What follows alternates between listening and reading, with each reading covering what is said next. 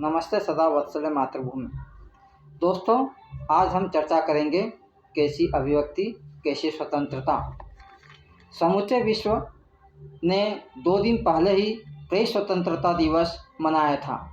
इस स्वतंत्रता के पीछे मीडिया की क्या भावना है, जनता की क्या भावना है और सत्ता पक्ष की क्या मंशा है, इन तीनों दृष्टियों का किसी एक बिंदु पर संगम होना, तभी स्वतंत्रता का यह स्वरूप स्थायी भाव में दिखाई देगा।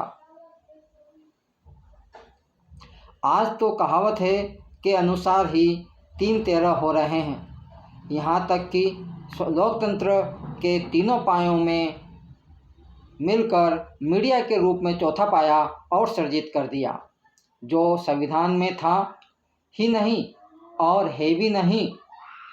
तब इस सरकारी पाए की स्वतंत्रता के अर्थ कैसे परिभाषित किए जा सकेंगे और कौन करेगा? समय के साथ बदलाव कैसे आता है? प्रेस स्वतंत्रता की अवधारणा एक बड़ा प्रमाण है। जब यह कानून बना होगा तब प्रेस का स्वरूप क्या था, इसकी भूमिका क्या थी, प्रकाशक का उद्देश्य क्या था? तब न टीवी था, न इंटरनेट, न सोशल मीडिया और न ही डिजिटल माध्यम। आज प्रेस तो स्वयं बहुत पीछे छूटता जा रहा है। अब तो अस्तित्व की भी लड़ाई, चुनौतियां दिखाई देने लगी हैं। आर्टिफिशियल इंटेलिजेंस का धुआं उठने लगा है, लपटें उठने लगी हैं, ठप हो जाएगी सारी समाज व्यवस्था, व्यक्ति अकेला पड़ जाएगा, खो जाएगा तकनीक में। ऐसे में प्रेस को, अखबार को याद रख पाना भी उसके लिए चुनौती होगी। कम से कम विकसित देशों में तो उखड़ सकता है, भारत अकेला भिन्न राष्ट्र है। जब विश्व में रंगीन टीवी आया था, एक भूचाल दिखाई दिया था। मैगजीन का बाजार एकाएक सिमट गया था, अखबार भी हिले थे। शिक्षित व उन्नत अर्थव्यवस्था वाले पाश्चात्य देशों में पाठक की प्रतिक्रिया भिन्न होती है। वहाँ समाज व्यवस्था भी भिन्न है, व्यक्ति अकेला स्वयं के लिए जीता है। वहाँ तकनीक की पकड़ में आकर बाहर निकल जाना संभव नहीं। तकनीक संपूर्ण देश को पिरोकर चलती है। आमजन भ्रष्ट नहीं है, नकद में लेन देन नहीं होता। हमारे यहाँ तो चोर भ्रष्टाचारी व्यवस्था के माध्यम से ही जीते हैं। भारत में भी तकनीक उसी गति से आती है जिस गति से पाश्चात्य देशों में आती है, किंतु देश का छोटा सा हिस्सा इसमें प्रभावित होता है।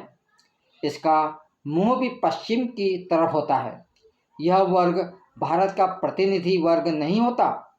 देश की बड़ी आबादी गरीबी रेखा से नीचे जीवन बिताने को मजबूर है। ग्रामीण क्षेत्रों में शिक्षा का अभाव है और बढ़ती आबादी के बीच अवैध घुसपैठ जैसी समस्याओं का तांडव देश को घेरे हुए हैं। शिक्षा या तो मिल ही नहीं पाती और मिलती है तो बेरोजगारी ही बढ़ाती है। दूसरी ओर अति शिक्षित और समृद्ध लोग देश छोड़ना चाहते हैं। ऐसे में प्रश्न स्वतः ही उठता है, प्रेस के भविष्य का क्या होगा? भविष्य की कौन कह सकता है, किसी के हाथ में नहीं होता। फिर भी प्रेस तो रहेगा। पत्रिकाओं का सफाया तो यहाँ भी हो चुका है। जो चल रही हैं वे योजनाओं के सहारे मुक्त जैसे ही चल रही हैं। अखबारों की कीमत विश्व में शायद सबसे कम है। हम विकसित देश बनने की और हैं, केवल सरकारें विकसित क्षेत्र में हैं। यहाँ प्रेस का भविष्य एक दोहरे पर खड़ा है। लोकतंत्र के तीनों पाए मुख्य दर्शक बने हुए हैं। बिना रोए कोई आगे नहीं आता। सत्ता पक्ष किधर जा रहा है? चीन, रूस, ईरान जैसे देश इसके उदाहरण से भरे पड़े हैं। वहाँ सरकार के विरुद्ध लिख कर जी पाना भी दुर्भर हो गया है। शेष राष्ट्रों में भी मीडिया को सत्ता पक्ष अपने साथ बांधकर या खरीद कर अथवा डरा कर रखना चाहता है। हमारा टीवी मीडिया तो कभी का सत्ता का मीडिया बन चुका है।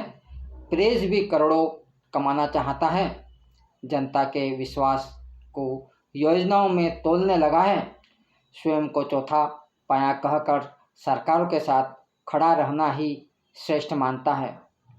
उनकी लेखनी इस बात से प्रभावित होती है कि कौन सी सरकारें उनके हित में काम करती हैं। उनको व्यक्तिगत अभिव्यक्ति की स्वतंत्रता कहाँ चाहिए? पाठक ऐसे मीडिया पत्रकारिता के मायाजाल और देश के सांस्कृतिक विकास में उसकी भूमिका को अच्छी तरह समझता है, जैसे नेताओं के दल बदल को समझता है। जिस प्रेस को अपनी अभिव्यक्ति की स्वतंत्रता के लिए संघर्ष करना पड़ता है वह दूसरा ही है, अलग ही मिट्टी का बना होता है। वही लोकतंत्र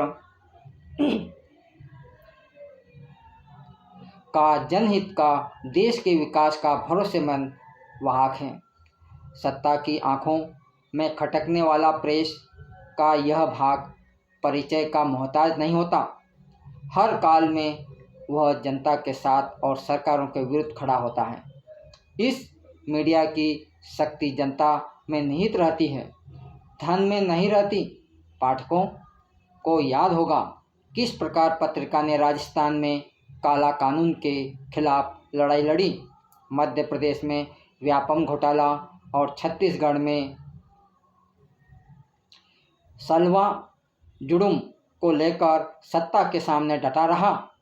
हर बार जनता की जय हो।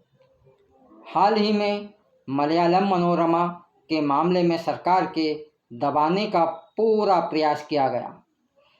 किस प्रकार आंध्र प्रदेश सरकार ने ईनाडू के समाचारों से खपा है, या तेलंगाना सरकार सरकारी अखबार की आड़ में प्रेस पर किस तरह से आक्रमण है। हर बार मामला कोर्ट में ही जाता है। यह इस बात का प्रमाण है कि अभिव्यक्ति की स्वतंत्रता कागजी सिद्धांत बनता जा रहा है। सत्ता पक्ष को स्वतंत्रता का यह स्वरूप रास ही नहीं आता, बस यही भविष्य है। भारत में भी प्रेस की आज़ादी का न्यायालय भी मुख्य दर्शक बनकर देखता है। आगे बढ़कर जिस प्रकार पहले स्वप्रेरणा से प्रसंज्ञान लेता था, अब कहाँ दिखाई देता है। हमारा अपना अनुभव है। प्रेस काउंसिल का भी, राज्य सरकारें भी अभिव्यक्ति को बाधित करने के लिए कभी सरकारी विज्ञापन रोकती है तो कभी भुगतान रोकती है। हमको भी बार बार न्यायालय की शरण लेनी पड़ती है। एक और मीडिया का सरकारों के साथ संघर्ष का जीवन है। हर सरकार के लिए वह विपक्ष का रूप होता है। वही दूसरी ओर सरकारों से दोस्ती करके पांचों उंगलियां घी में रखी जा सकती हैं। तीनों पाएँ भी प्रसन्न और संतुष्ट। फिर संघर्ष की आग में पीढ़ियों को झोंकने की आवश्यकता क्या है। हर दिन समृद्ध और सुरक्षित अभिव्यक्ति की स्वतंत्रता मिथक बनता जा रहा है, किंतु भविष्य की सच्चाई भी यही है। जिसको जीवित रहना है उसके लिए एक ही मार्ग है, अभिव्यक्ति की स्वतंत्रता। प्रेस के लिए अमृत घट है। व्यापारियों का काल आता जाता रहेगा। शरीर की तरह योनियां बदलता रहेगा। आने वाले काल में व्यापारियों और एक पक्षीय प्रेस को अस्तित्व के लिए जूझना पड़ेगा। तकनीक का लाभ विश्वसनीयता के आगे तुच्छ साबित होगा। लोकतंत्र का प्रहरी अभिव्यक्ति की स्वतंत्रता के सहारे बड़ा होता रहेगा। चौथा पाया चौथे युग कलयुग की पटरी पर चल रहा होगा। दायित्व बोध ही प्रेस की स्वतंत्रता है, वरना तो पार्थिव देह है। अतः दायित्व बोध ही प्रेस की स्वतंत्रता है, जो कि जनता के हाथ में निहित है। उसने जनता के ज्वलंत मुद्दों को आगे आकर उठाना चाहिए। न्यायालय भी स्वसंज्ञान लेना चाहिए जहां जनता के ऊपर अन्याय होता है। अगली चर्चा हम अगली वीडियो में करेंगे। राम राम।